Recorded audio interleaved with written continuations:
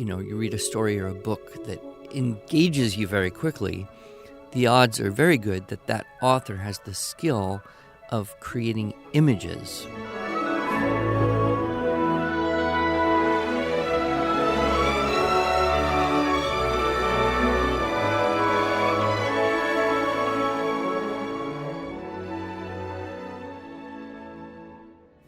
Hello, and welcome to the Arts of Language podcast with Andrew Pudewa, founder of the Institute for Excellence in Writing, or as many like to say, IEW.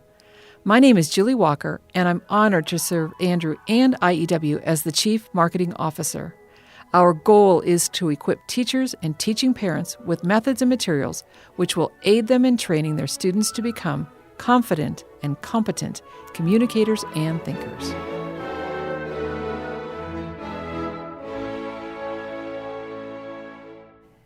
Well, Andrew, happy November. Boy, the time's flown by, hasn't it? Yes, it has. Hard to believe we're coming to the end of 2020, and I hope that bodes well for the end of all sorts of 2020 things. Yes, and opens up a new chapter in our lives, right? And speaking of chapters, this whole month, November has been set aside as National Novel Writing Month. Have you heard of this? Yeah, I have, but who in the world, number one, would get the idea to do that? Well, and number two, who in the world would want to try to write a novel in a month? Well, I was researching this a little bit more in preparation for this podcast, which unfortunately this podcast won't launch until a week or so into November, and it will already be too late to get started. So can I share with you some of the rules? Not for the procrastinators. They can wait till 3 days before. Oh, but wait till you hear some of the rules. All now, right. There's actually two sets of rules, a set of rules for adults and a set of rules for children K-12. Okay, so let me just start with the adult one. And I will say procrastinator or no, there is no way you can write 50,000 words in 3 days, because that is actually what one of the rules is your novel has to be 50,000 words long. Now, I did the math using your math formula, Andrew, that you share in how many paragraphs. How many paragraphs? And so if a double-spaced page contains 250 words, you need to have 200 pages. That's almost a half a ream of paper to fill for 50,000 words. And for me, I'm about 150 on a good day, if I'm being brief, 150 words per paragraph, because I can tend to go a little bit longer. My paragraphs are a little longer. So that means I need to write 333 paragraphs. Well, I think you could do it, Julie, if you made it into like an epistolary novel and you simply cut and pasted all the emails that you write for a month. I'm guessing you'd hit 50,000 words. Well, I might be close. You're probably right, but it would not be a story. So we're going to get to the story part in just a minute, because I'm thinking of how you teach writing stories. But first, let me go to the second category, and that's the K through 12. And this is the rules for the youth, the younger kids. And they really don't have a minimum for obvious reasons. A kindergartner probably couldn't come up with 50,000 words. There's probably a lot of high school students that couldn't come up with 50,000 words. But what you do at the beginning of the month is you set your own goal. And whatever your goal is, there's actually a tracker on the website at NaNoWriMo or NaNoWriMo.org, and we'll put a link in the show notes. But students can actually set their goal, and the tracker will tell them how far they have to go in order to complete their goal. And I understand that the average is around 30,000 words, which is still a lot of words for kids to put on paper. It does remind me of that book report, Counting Words story. From You're a Good Man, Charlie Brown? Exactly, where I think it's Lucy is counting all the words.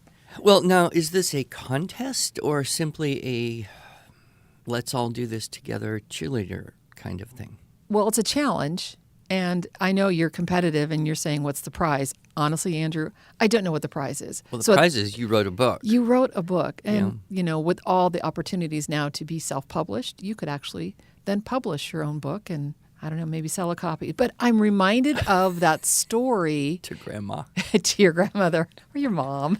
But I'm reminded of that story that you share. It's not really a story, but when you're talking to kids and you're teaching the Unit 3 and you say, how many of you have ever written a story before? Can you just kind of go into that? Sure. Well, I usually, ask how many of you have tried to write a story and you went on for 2 or 3 or 10 or 20 pages and then you stopped and you read it and you said to yourself, this is not as good as I had hoped it would be. And I would say, the supermajority of students will raise their hand at that point. And then, then we launch into what's the structure of the story sequence chart and how does that apply and why your story may not have been as good as you had hoped it would be. Right. And that's a very simple way Right. to look at it. I'm sure novel writing is a much, much more complex endeavor. Well, and one of the things, of course, that so many parents and teachers love about the structure and style writing method is that you break it down step by step. And so the elements of the story sequence chart actually can become the backbone of a 50,000-word novel. Well, sure. I mean, basically look at the entire Lord of the Rings trilogy, and it has one central problem. Right. How do we get rid of this blasted ring? Exactly. And then you have all these other little problems and conflicts that come through, orcs and defecting wizards and balrogs and getting wounded, and it just goes on and on.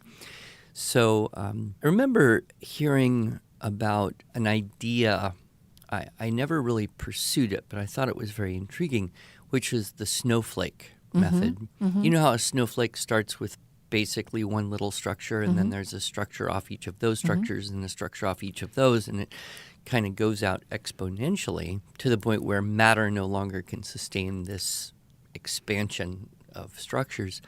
And that same idea, that if you could put your concept for a book in one sentence, and then that becomes the first snowflake, and then you look at the elements of that, and then you start building your characters and background. You start looking for themes to develop. You look for subplots and additional conflicts to develop, and it just goes out from there. But that idea of, and I think we can see this in a lot of books, which is there's one pretty simple thing to deal with. Yep. And yet a good writer can make that one simple thing not only exciting, but go on for a long time.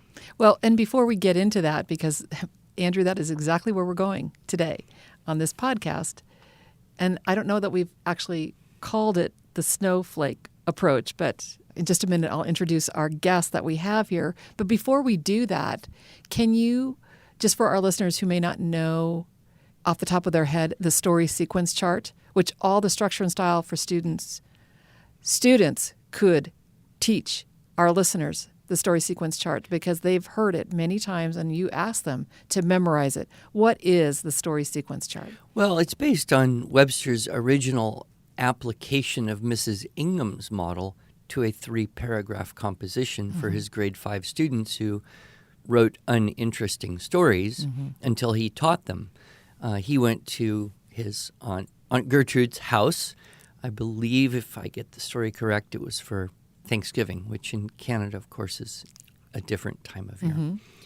And he saw her little grade 1 students had written stories that he thought were better than any of his grade 5 students. And he said, Aunt Gertrude, how do you get your kids to write such good stories? And so she drew out, the basic thing, which is not new. I mean, good heavens, it's been around thousands of years. I think, Aesop probably figured it out. I don't know if he taught it to anyone, but you have characters and setting, which is your first main part, or sometimes that's called the exposition, or in a super simplistic way, they would call it the beginning.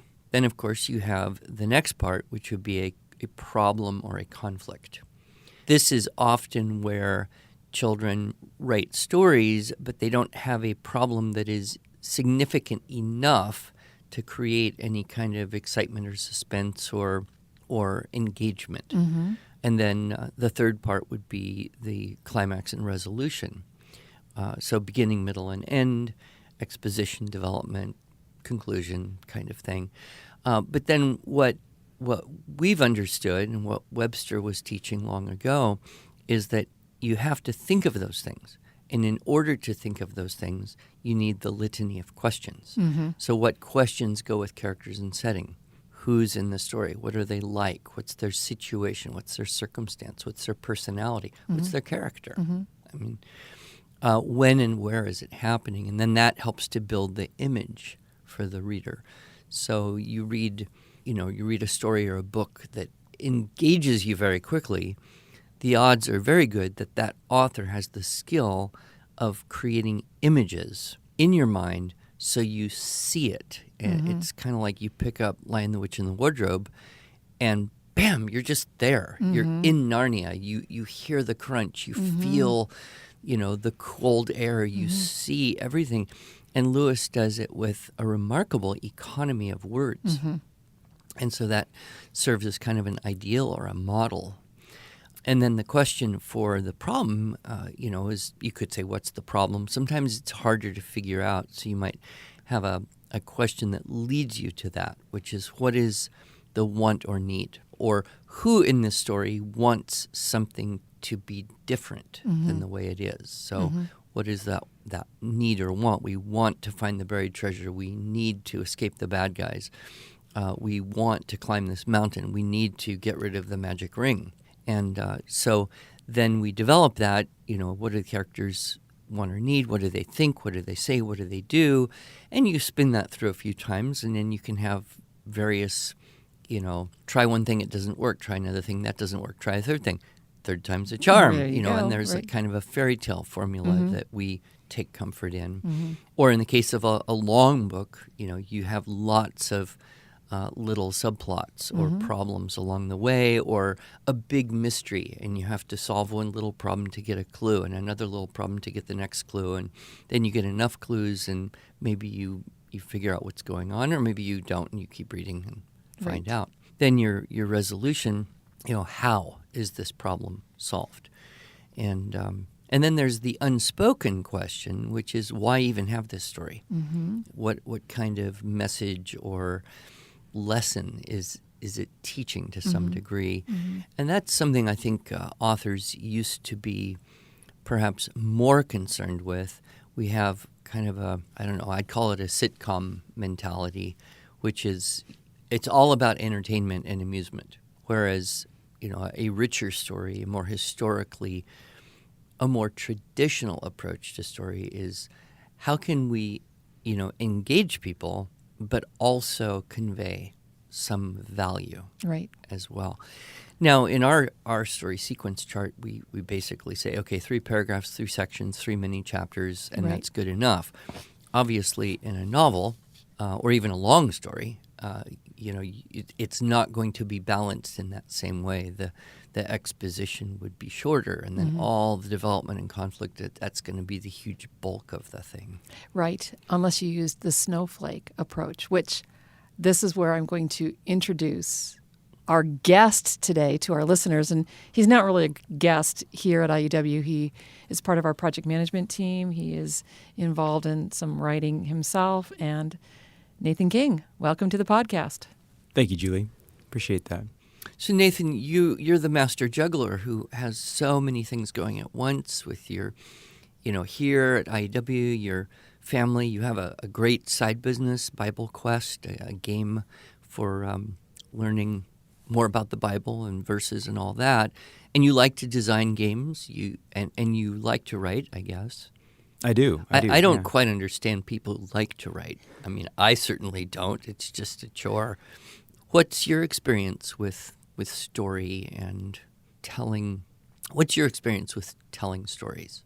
So I have done some writing. I enjoy the idea of building worlds. I like the idea of being able to give someone something that maybe they never thought of before, or maybe be able to build a concept in such a way that it is compelling to them.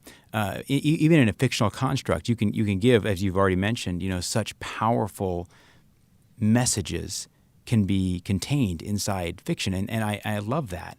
And I also just love letting my imagination run wild inside what God has given me to create. And so I really enjoy that. I do like building things that have some attachment maybe to reality. Now, there's a great range on that, but for instance, in writing fiction, I've written some things about David's mighty men.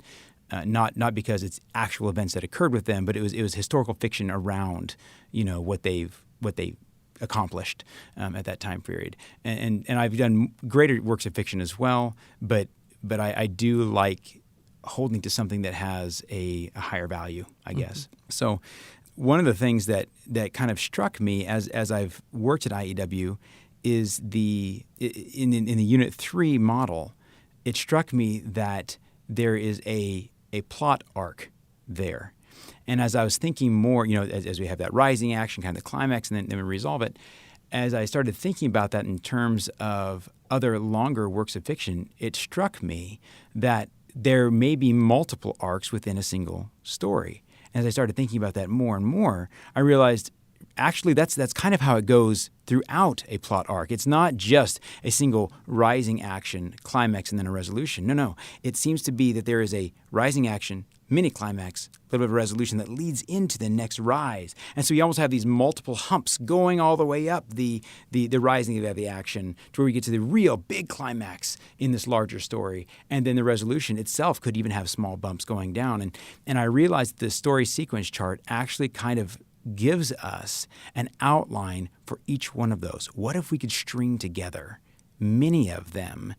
And would that help students to be able to have a structural approach to actually writing a larger work of fiction itself? Not just the big story of the Unit 3 where we could flesh it out, although we could do that, certainly, but to actually give us the mechanical means by which we could build our keyword outlines, that we could actually lead into them.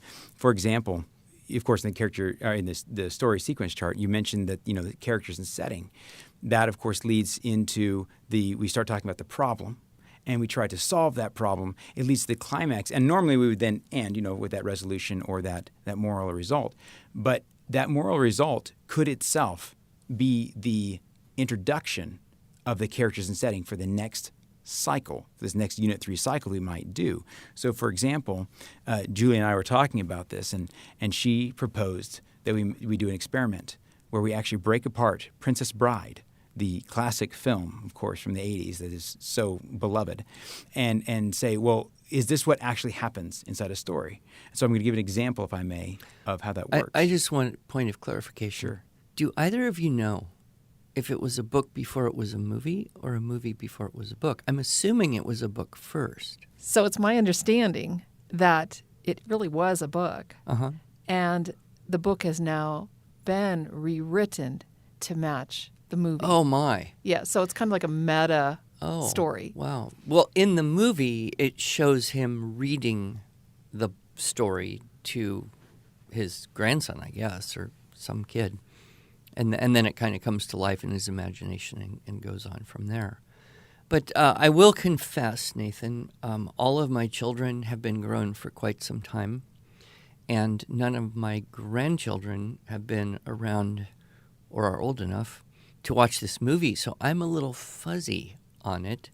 I only remember, a few really important things, like never wage a land war in Europe, but Asia. Asia, yeah. I remember that was big, when the U.S. was going to Afghanistan, saying, this brought down the whole Soviet Union, so don't do it. But anyway. Well, okay, let's hear about Princess Bride. Okay, well, I'll try to give a good explanation for maybe some of our listeners who haven't watched the movie either.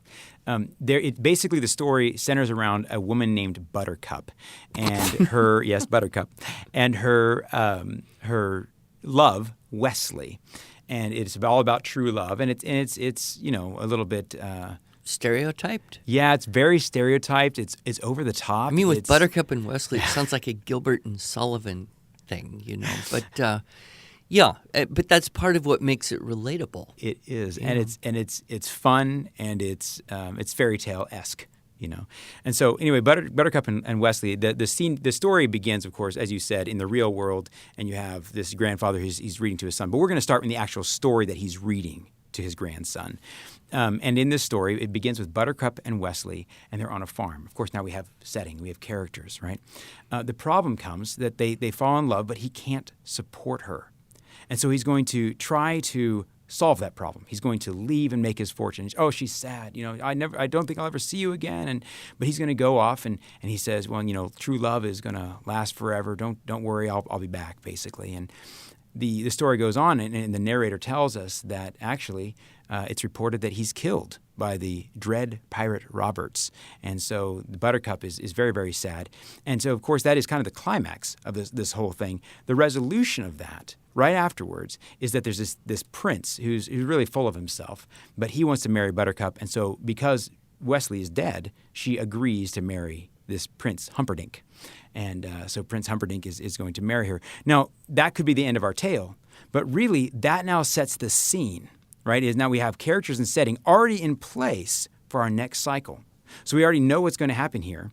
But there is a result of all of this, right? This is kind of the moral of the result. And in the Unit 3, of course, we can have the moral of why have this tale on a much broader question. But for our purposes, for building a larger story, we might ask, why did I have this little segment? And of course, it's to build the next segment, right? And so she finds happiness because of all these things that happened. She finds happiness only in her long rides out in the country, right? Now that's the scene for our next problem. The next problem is that Vincini, kind of this sly character that wants to start a war, he kidnaps her while she's out on her long ride, right? I mean, that was the scene that we set. She's out on a long ride because of all these things. He captures her to try to start a war with her country, and so they take her away. That's the problem now. She's kidnapped, and she's got to try to solve this. So she's going to try to get away. Well, at one point they have her on a boat, and so she sees this other boat approaching. The whole gang of characters that have kidnapped her see this boat approaching, and she uses that moment to jump into the water to try to get away. She's trying to solve that problem, right? And so in the meantime, these guys they try to catch her, and they do end up saving her from these eels that are in the water that are trying to eat her. They save her from that, and they bring her out. And of course, the boat is now closer. Right now, we know that there's something closer that's coming to. Is he going to help? Is he going to hurt? We don't know. And now we set this scene, though, because they now arrive at these cliffs, and we are this new scene that is now before us, where they have these cliffs they have to surmount. And so Vincini, this evil character, he's going to use his crew to take Buttercup up the cliffs, but this guy follows him. So we now have a new problem. This guy is now following. Vincini has a problem. This character that was on the boat, this enigmatic character, they don't know who he is. We have to stop and think about the message so far. Sure. One of which is, don't jump into water with carnivorous eels. There's so many morals that we can draw every moment as we go through. But anyway, you see how these cycles could happen. They drive the next one. Mm-hmm. Eventually, Fezzik and Indigo, who are some of these other characters that Vincini has acquired along in his journeys, they face off against this man in black. He's actually the Dread Pirate Roberts, as we find out later. He's the Dread Pirate Roberts. And every single one of those, there's a conflict. They try to solve it, and then there's a resolution. Then we move to the next conflict. Every single time we have these cycles that happen over and over again. And it was profound to see that, because it was I could see how step by step, maybe I could write a novel in this way. Mm-hmm. And I have a theory. As I've looked at other pieces of IEW, I've seen in the Unit 5, we have this event description. If I'm trying to describe maybe a battle or something, maybe it's not a Unit 3 in the strictest sense, but it's describing what's happening. Or maybe it's travel. For the Lord of the Rings, as they're traveling from one place to another, I could do a Unit 5 to do that. Or if I'm describing a place, you talk about this in a very, very detailed and well-developed form in Structure and Style for Students, our new video program. In levels A and B, you use that specifically to talk about describing a place. And there's a place for that inside a larger story. Well, and the trick, I think, is And it's interesting you bring up Unit 5, writing from pictures, because kids who have a big imagination, and we certainly had a few in our classes, they see things in their head, but they need to refine the skill of using the words that will move the image from their mind into the mind of the reader. And that's what's so amazing, is because the words actually do that, but you need to have enough words and a way to put them together to move the image. So, a young boy may be seeing a battle in his brain, but the only word he knows is battle. And he says there was a big battle, rather than being able to expand that idea. Of course, again, back to the litany of questions and the power of vocabulary that enables that more precise reconstruction of the vision. I think of authors like Edgar Allan Poe, who, his short stories are relatively simple, but the imagery is very, very powerful. Sometimes a bit on the dark side, but his use of words to bring you right into that room and be there with the character. And that's a hard one to develop. So I think, yes, we're looking at the value of kids writing from pictures, maybe kids writing from movie scenes as well, because they have to reconstruct in their memory, find all the words to get that down, and have it be communicated.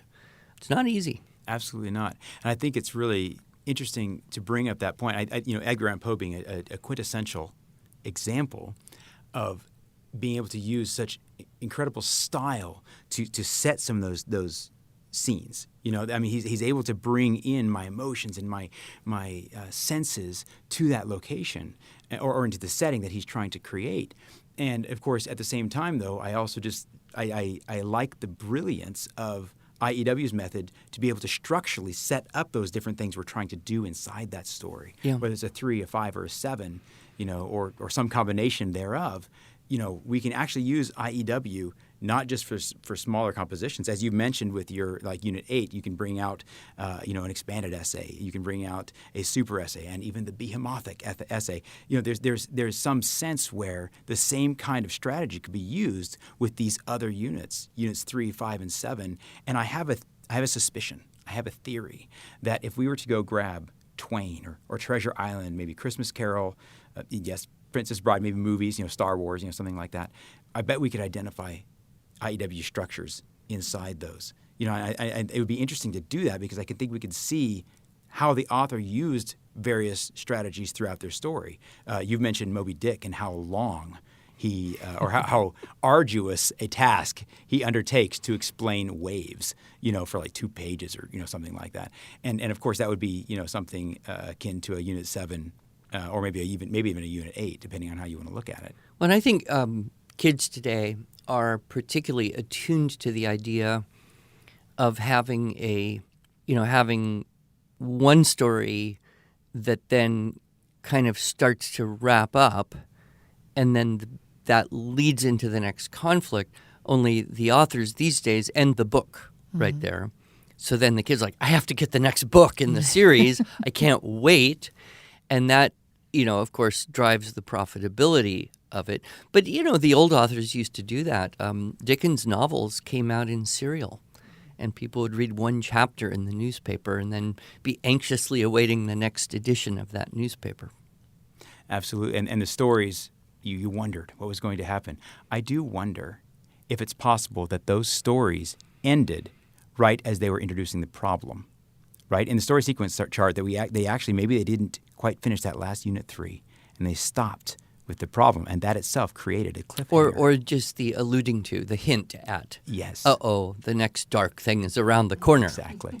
So we are out of time. Our timekeeper has already said we're out of time a few minutes ago, but I did want to just invite our listeners to, not only think about this and maybe next November, see if you can get the story sequence chart, which is a 3-paragraph model, written 111 times to get 333 paragraphs. I think that would be a bit much. But but I am thinking, for our listeners who maybe are younger, who are in school age, and they would like to contribute their writing to our Magnum Opus magazine. So we publish a magazine of great works for students, and it's not just November. We do this every month of the year where we are focusing on specific units, but to be able to give students a place to have their great work published. That's good, but we aren't going to fit in any 20,000-word novels, just so the listeners are clear.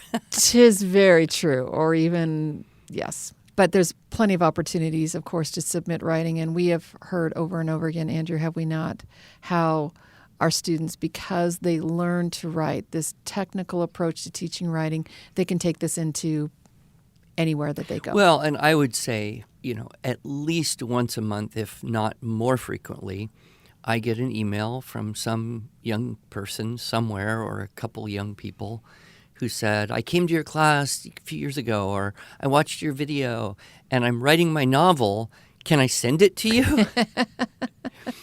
And, of course, I don't necessarily read all of the things that people send me, but it is delightful to see their excitement about that. Yep. And, yes, there is clearly an intuitive leap that happens when you build up this critical mass of understanding of, our 9 units and stylistic techniques, that really energizes the student who then has the vision of, I want to write a book, and I think now I know how to do it even better. Exactly. So they know how to write a good story. I like that. We hope so. Thank you, Andrew. Thank you, Nathan. Thank you, Nathan.